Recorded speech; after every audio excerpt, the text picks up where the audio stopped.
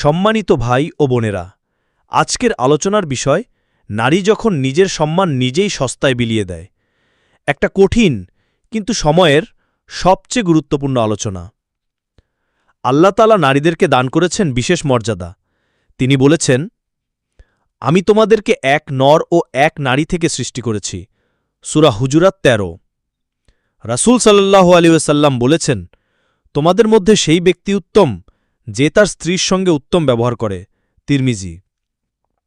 নারী হচ্ছেন মা, যার পায়ের নিচে জান্নাত। নারী হচ্ছেন স্ত্রী, একজন পুরুষের পরিপূর্ণতা।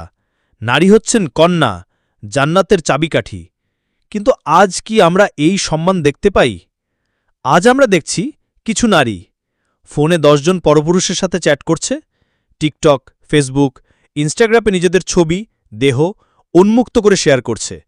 স্বামী থাকা সত্ত্বেও পরকীয়া করছে, নিজের দেহ ও মনকে সস্তায় লাইকের জন্য বিলিয়ে দিচ্ছে।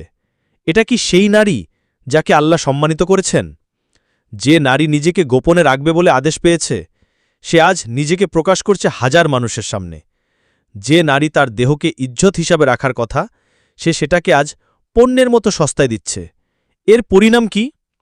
ঈমান ধ্বংস হয়ে যায়, পরিবার ভেঙে পড়ে, সমাজে ব্যভিচার ও অশান্তি ছড়িয়ে পড়ে, কিয়ামতের দিনে ভয়াবহ শাস্তি অপেক্ষা করে। কুরআনে আল্লাহ বলেন, তোমরা ব্যভিচারের ধারে কাছেও যেও না। সূরা আল ইসরা ৩২। হায়া ঈমানের একটি শাখা। সহিহ মুসলিম। যে নারীর হায়া নেই তার ঈমান নেই। কি করণীয়?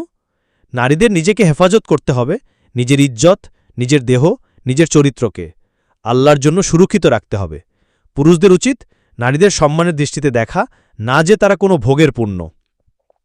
পরিবার, সমাজ, স্কুল, মসজিদ সব জায়গায় শালীনতা, পর্দা, তাকওয়া শিখাতে হবে। শেষ কথায় দোয়া, হে আল্লাহ, আমাদের মা বোনদের হেদায়েত দান করো। যারা বিপথে গেছে তাদের সোজা পথে ফিরিয়ে আনো।